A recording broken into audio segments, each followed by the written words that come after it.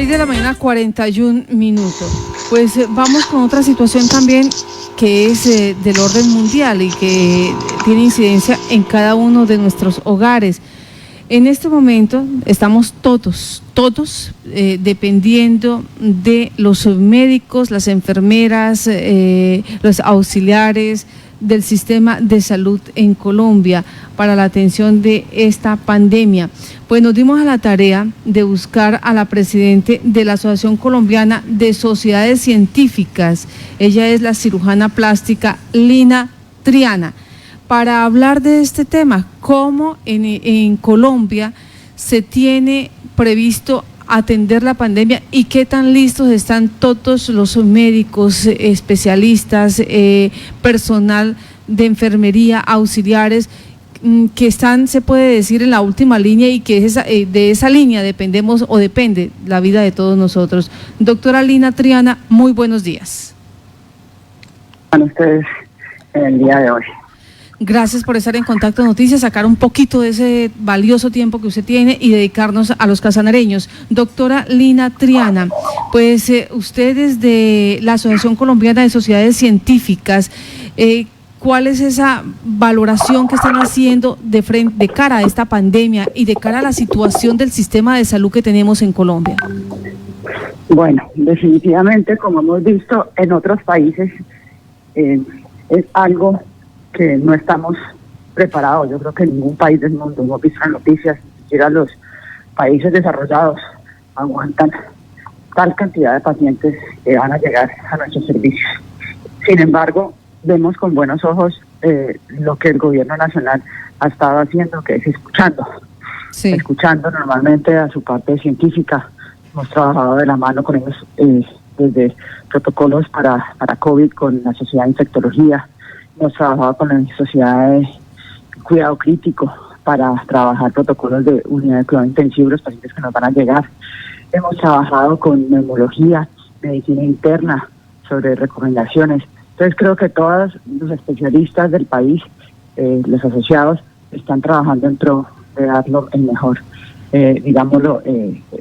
opción para esta crisis. Sin embargo, cuando se hizo el conteo inicial, obviamente estamos cortos de camas de unidad de cuidado intensivo, se están haciendo unas zonas de expansión. Yo puedo hablar del departamento del Valle del Cauca, aunque estoy más comprometida porque soy italeña, y aquí se está trabajando con las zonas de expansión, se está trabajando arduamente. Entre más semanas tengamos, más tiempo vamos a tener, pero se está trabajando. Pero como te decía inicialmente, el Ministerio de Salud ha estado muy conectado con la parte médica, lo cual es una buena noticia, que nos escuchen. Sí. Tanto así que la cuarentena también fue escuchada por nosotros solicitábamos la cuarentena al presidente y finalmente ese empujoncito nuestro yo creo que le sirvió para dar ese paso, que no es fácil. No es fácil para un gobierno decretar la cuarentena, todos sabemos que eso para la economía podrían venir revueltas sociales, entonces no es una decisión fácil la que tomó nuestro presidente Duque, independiente de partidos, pero la tomó, lo que nos escuchó. Y sí estamos esperando el pico en unas semanas, posiblemente, una semana, ojalá se corra una más, pero más se corra quiere decir que vamos a tener un pico menos alto, y eso nos da más posibilidad de atender pacientes, que no nos lleguen todos al tiempo, que es lo que no queremos, pero cuando llegan todos al tiempo, nuestra capacidad física y el talento humano, médicos, enfermeras, pues va a ser superado. Entonces, entre más de una semana nos demoremos, mejor. Entre más de una semana nos demoremos, quiere decir que la cuarentena hizo efecto, o está haciendo efecto. La pregunta es hasta cuándo podemos estar en cuarentena, porque repito, eso es grave para el país a nivel económico, pero es una pregunta que no sabemos cuál, no sabemos. Vemos con ojos importantes el hecho de que ya se vayan a poder hacer más pruebas, porque es que a nivel internacional la prueba de PCR, que es la prueba estándar diagnóstica, no hay. El gobierno quiere comprar más pruebas, pero no se las venden, porque gobiernos como Estados Unidos están haciendo 23,000 pruebas al día, y nosotros no es que no queramos hacerlas, es que no nos las venden, no hay fabricación. Entonces, esta opción de las pruebas rápidas fue muy buena, se trabajó, repito, con infectólogos para verificar que sí sean correctas las pruebas rápidas. Obviamente no nos dan diagnóstico como tal, pero sí nos ayudan a screening o tamizaje, que es lo que necesitamos en este momento. Lo que en esta etapa necesitamos es, el virus ya está en la calle ya está en nuestras calles. ¿Qué queremos hacer? Queremos evitar el contagio de una persona a otra, y para eso es valioso las pruebas rápidas que están introduciendo a nuestro país. Sin embargo, la prueba confirmatoria siempre será la prueba de PCR, que trataremos de conseguir las que más nos vendan. El problema es que no hay. Sí. Entonces, ¿Quién vende esas pruebas, doctora Lina? ¿Perdón? ¿Quién vende esas pruebas? O sea, a Colombia como al resto de países, ¿a dónde le toca casi que llorar para que les vendan esas pruebas especializadas? A nivel internacional en diferentes países, pero sí es a nivel internacional, no son de fabricación casera. Entonces, o sea, me refiero, colombiana, ese es el problema, sí.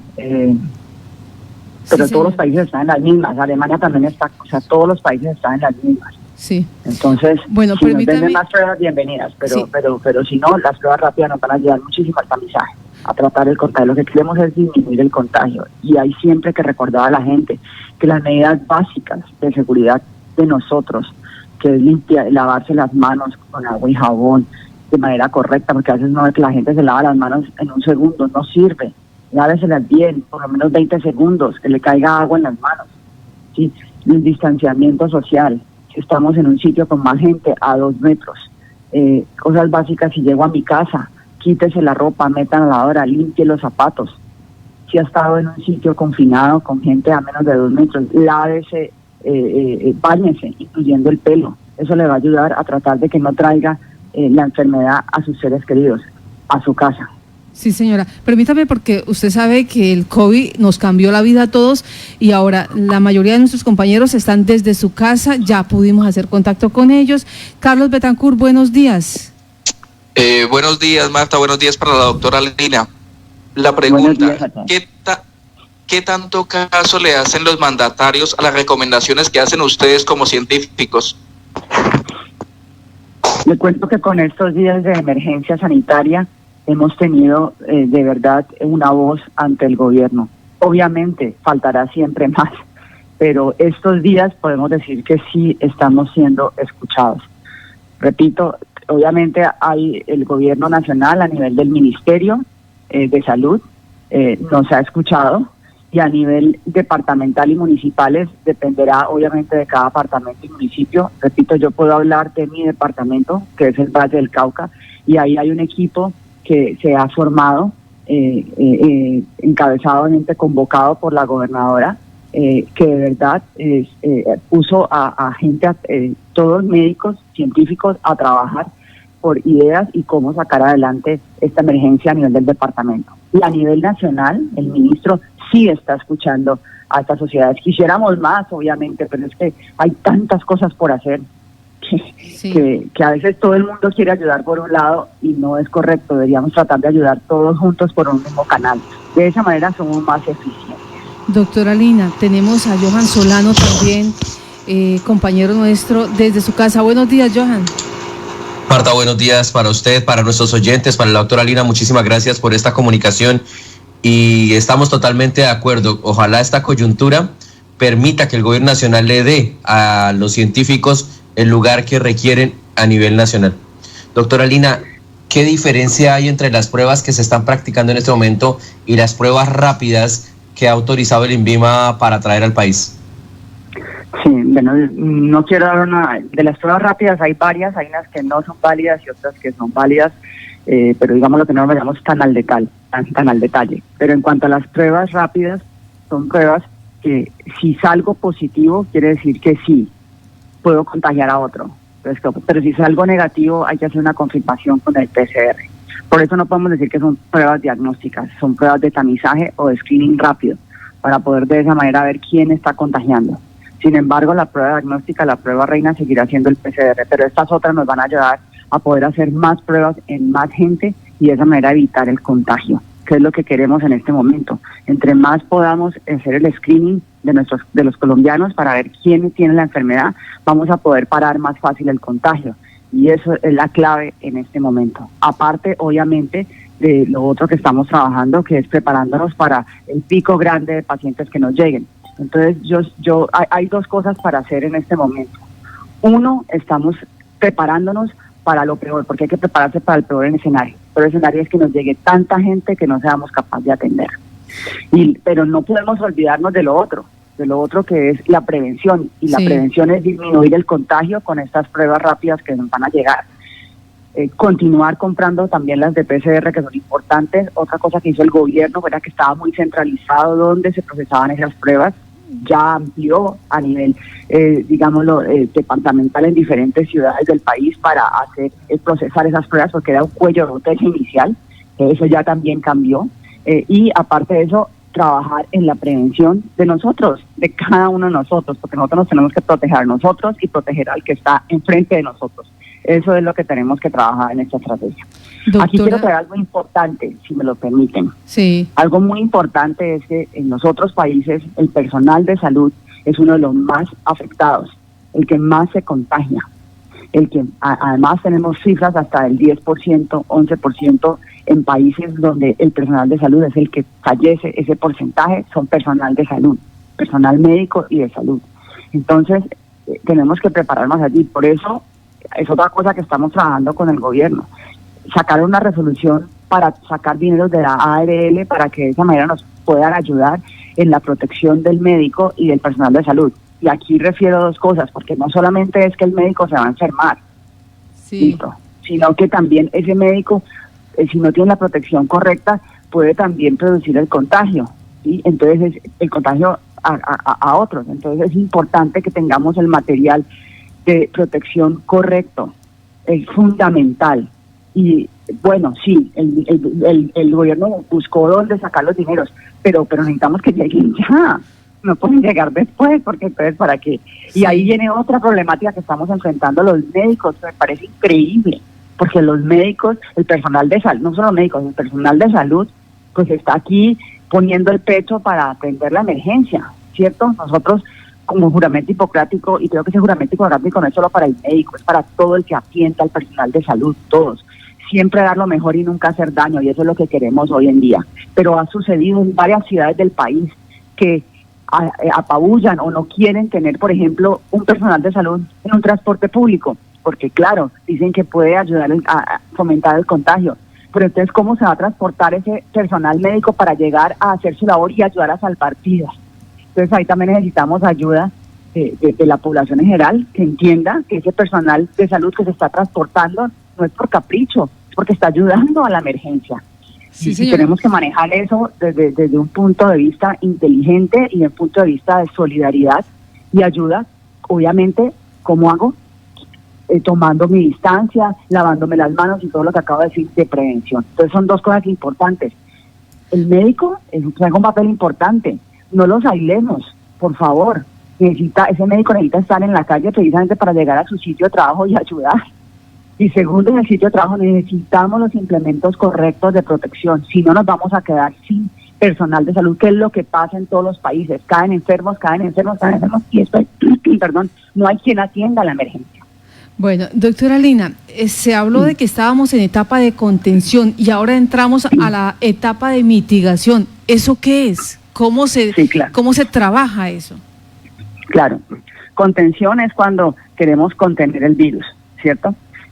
Mitigación quiere decir que ya el virus está en la calle, está en nosotros, en cada uno de nosotros. Entonces cambia todo porque quiere decir que tenemos que protegernos, ahí sí, estando, repito, como digo, en la calle, a 2 metros de distancia, si estoy más cerca, poner un tapabocas, lavarme las manos, sí, todo cambia. Antes era contención, o sea que eran ciertas personas que tenían más riesgo, como por ejemplo personas que hubieran viajado del extranjero o que hubieran estado con personas del extranjero, personas aeroportuarias porque recibían los extranjeros. Entonces el virus estaba más concentrado en ese tipo de personas. Hoy en día está en cualquiera de nosotros, cualquiera que viva en nuestro territorio nacional. Carlos. ¿Aló? Doctora Lina, ¿tienen ustedes un estimado de cuántas camas hay en el país y cuántas camas adicionales se requieren? Bueno, ese es un estimado que Nosotros inicialmente hicimos un conteo, teníamos 5.300 camas de unidad de cuidado intensivo, con una ocupación más o menos del 70 o hasta 80% a veces de esas camas de pacientes colombianos que se enferman, no COVID.